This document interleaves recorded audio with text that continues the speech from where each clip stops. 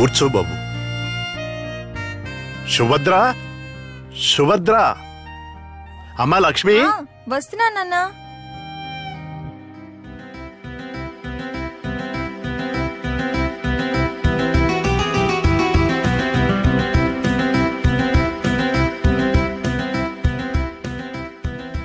ఈ అబ్బాయి విష్ణు, మీ కాలేజే, తెలుసా? హాయ్.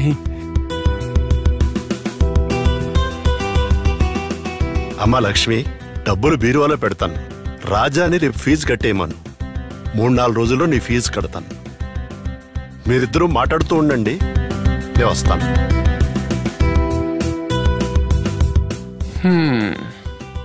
నువ్వు పెట్టాల్సినవి నమస్కారాలు కాదు,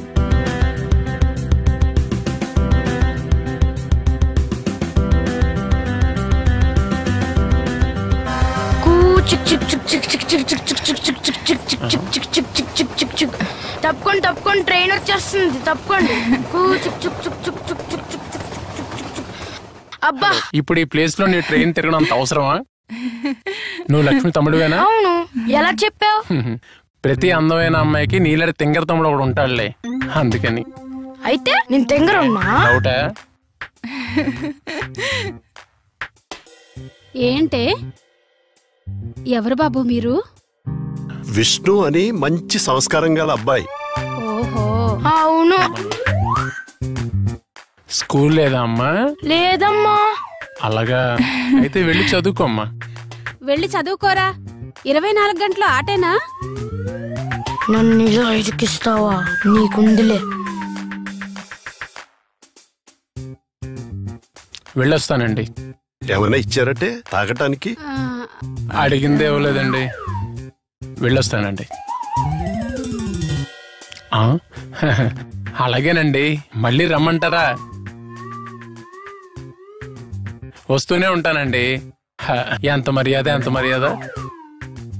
అయినా ఈ రోజుల్లో ఆడపిల్లలు బాగా మారిపోయారులేండి. కట్ చేద్దాం అనుకుంటున్నాను.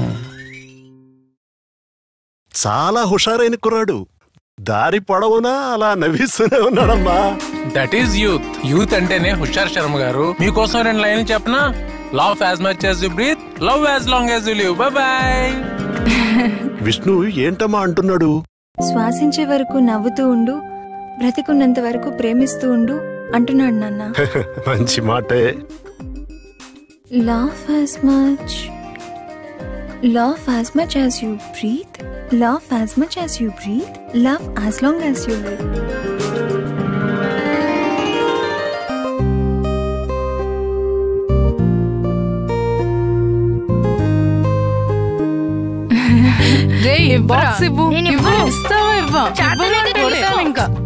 కొట్టుకో,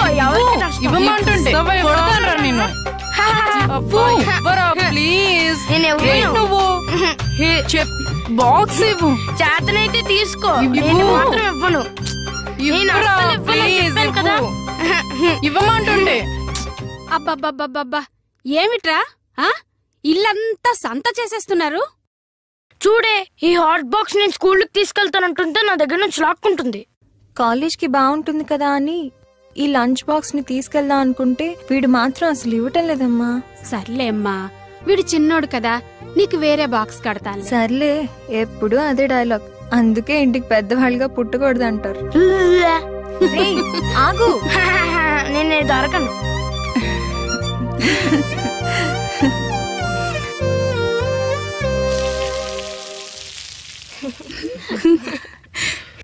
ఏంటి ఇంత డల్ గా ఉన్నా?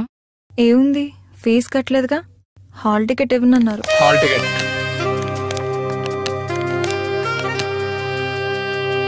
మీరు వెళ్ళండి, నేను వస్తాను. హీరో గారు వస్తే మీ అవసరం లేదన్నమాట. ఈవినింగ్ ఏ మూవీకి వెళ్దాం? మమ్మీ ఒప్పుకోదేమో. పర్వాలేదు, కంబైన్ స్టడీస్ అని చెప్పేసి. హాల్ టికెట్ ఎలా తెచ్చారు? ఫీజు కడితే ఇచ్చారు. ఫీజు ఎందుకు కట్టారు? ఏ కట్టకూడదా? నేను మీకు ఏమవుతానని కట్టారు? నువ్వు నాకు చాలా అవుతావు లక్ష్మి. నువ్వు కాలేజీకి వచ్చిన ఫస్ట్ రోజే నేను చూసి ఇంప్రెస్ అయ్యాను. నీకున్నంతలోనే వేరే వాళ్ళకి సాయం చేయడం నాకు చాలా బాగా నచ్చింది. మొన్న అనాథ శరణాలను నేను చూసి ఇష్టపడ్డాను. ఒక రకంగా ప్రేమిస్తున్నాను.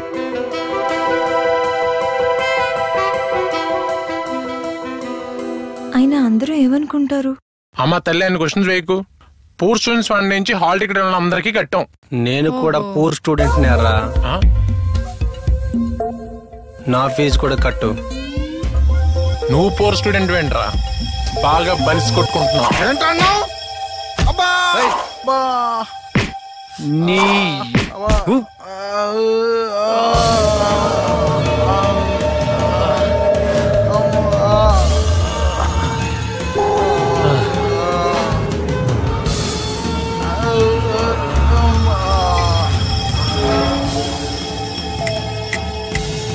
స్మాష్ అయిపోతావు.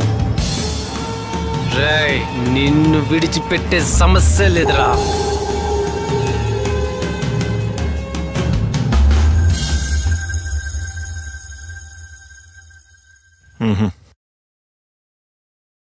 మనకి ఉన్నదంతా అమ్మేసినా సరే కంపెనీని లేవతీయడం కష్టం.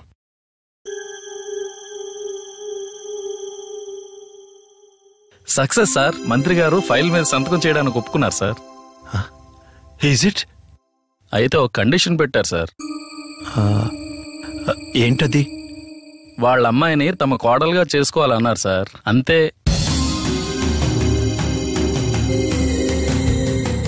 మనం నష్టాల్లో ఉన్న సంగతి ఆ మంత్రికి తెలియక మనతో సంబంధం కలుపుకోవాలనుకుంటున్నారు సార్. విష్ణుని ఆ అమ్మాయికిచ్చి పెళ్లి చేస్తే మన కంపెనీ మళ్లీ పూర్వస్థాయికి వస్తుంది.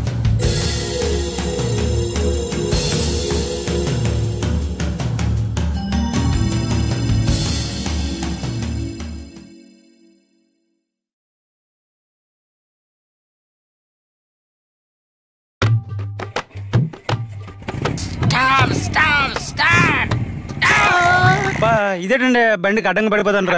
సీరియస్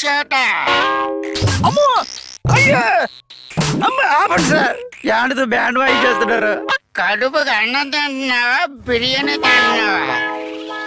పట్టు పగల మిట్ట మధ్యాహ్నం హెడ్ లైట్లు వేసుకొస్తున్నా అంటే అసలు నీకు హెడ్ ఉందా? చూడలేదండి. అయితే అలా కొట్టేస్తారా? బాధ్యతలు వచ్చారని కొట్టాలా, లేకపోతే అందరూ ఇదే డైలాగ్ చెప్తారు. చెప్పేవాడు నీకు చెప్పేవాడే. కర్మరా బాబు, దీనే అమ్మ జీవితం. అనా నువ్వు కూడా పాస్ అయ్యావే. పక్కనోడు బాగా రాస్తే ఎందుకు పాస్ అవడు? మీ నాన్న మినిస్ట్రీ ఇన్ఫ్లుయెన్స్ ఉపయోగించి ఏ జాబ్ అయినా ఇస్తాడే. మరి మా సంగతి ఏంది?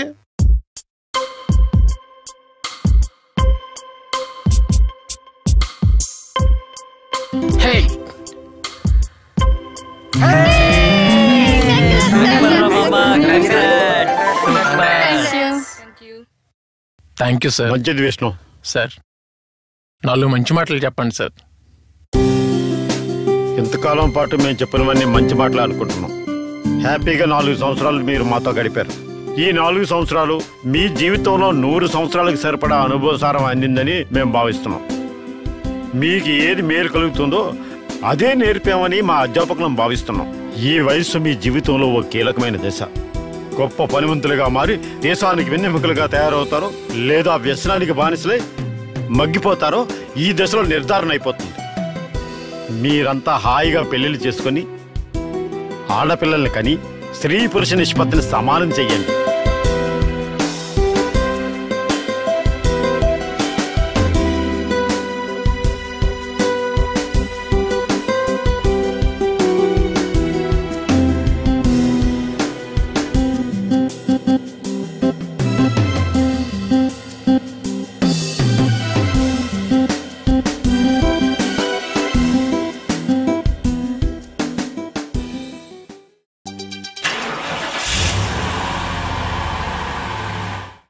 ఏరా, చదువు అయ్యి 2 సంవత్సరాలయ్యింది.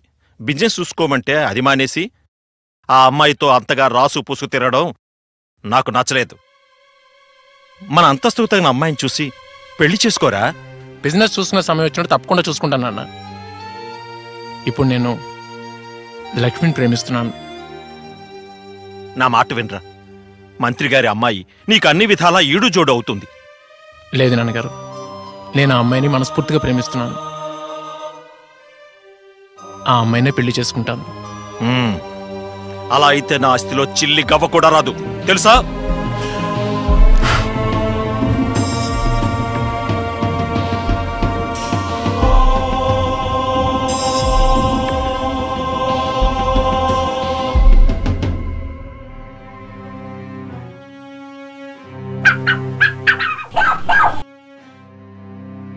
చిచి, ఇలాంటి దరిద్ర కొంపకు రావాల్సి వచ్చింది.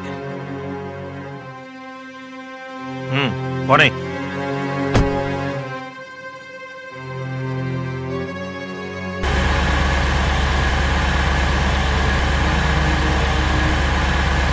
కారాపు, బ్యాక్ చేయి.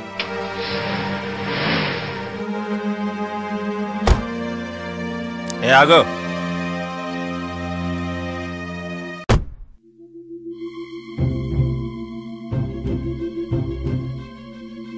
వాడు నా కొడుకు, కోట్లకు వారసుడు. వాడి స్థాయి నువ్వు అందుకోలేవు, వదిలే. ఇదంతా నాకెందుకు చెప్తున్నారు? ఏం అర్థం కాలేదా? నీ స్థాయి షేర్ ఆటో స్థాయి. కారులో తిరిగేవాడిని ప్రేమించకూడదు. నువ్వు మా వాడి జీవితం నుండి తప్పుకుంటే మా వాడికి దరిద్రం తప్పినట్టే. వాడి జీవితం బాగుండాలంటే నువ్వు వేరెవరన్నా చూసుకో. వాడికి మినిస్టర్ గారు కూతురిచ్చి పెళ్లి చేయాలనుకుంటున్నావు. పోనీరా.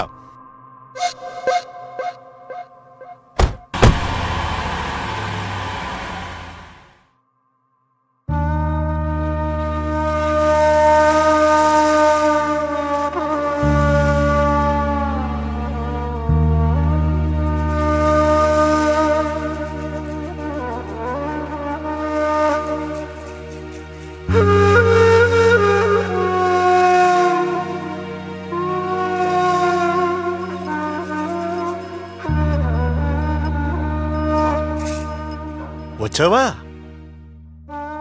నా కూతుర్ని ఎరవేశానట. ఎన్నెన్ని మాట్లాడినాడేవాడు. ఎదిగిన ఆడపిల్లని ఎలా సంరక్షించుకోవాలో తెలియదట. చిచి, ఏంటే మాకు తెలియకుండానే ఇదంతా జరిగిపోతుందంటే నమ్మలేకపోతున్నాం. ఏం పాపం చేశావే? మమ్మల్ని ఎందుకే వీధిలోకి లాగుతున్నావు? మమ్మల్ని ఇలా బ్రతకనివ్వవే. చిన్నప్పటి నుంచి ప్రతి చిన్న సమస్యకి ఎంతో బాధపడతావని గారాబంగా పెంచాం. బాగా బుద్ధి చెప్పావు. నీలాంటిది మా కడుపున పుట్టకపోయినా బాగుండేది. చిచి చిచి.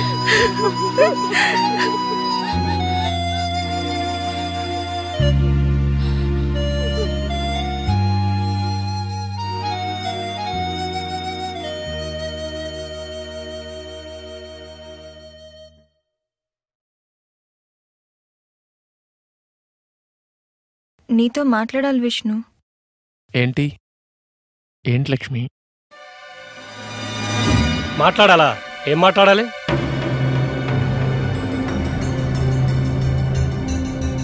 ఈ పతివ్రత ఎక్కడ దొరికిందయ్యా నీకు? హలో, ఏం మాట్లాడుతున్నారు మీరు? ఇది మహా కిలాడి. డబ్బున్న వాళ్ళని చూసి ఎరవేసి పట్టుకుంటుంది. సతీ సావిత్రిలా కనిపిస్తుంది కానీ దీని కథలు చాలా ఉన్నాయి. హలో, మాటల ముందు తిన్నగా రానియండి. మీరెవరిని చూసి ఎవరనుకుంటున్నారు? నువ్వు ఆ పంతులు గారి కూతురువేనా? నీ పేరు లక్ష్మేనా? అవును. అయితే రా. విష్ణు, విష్ణు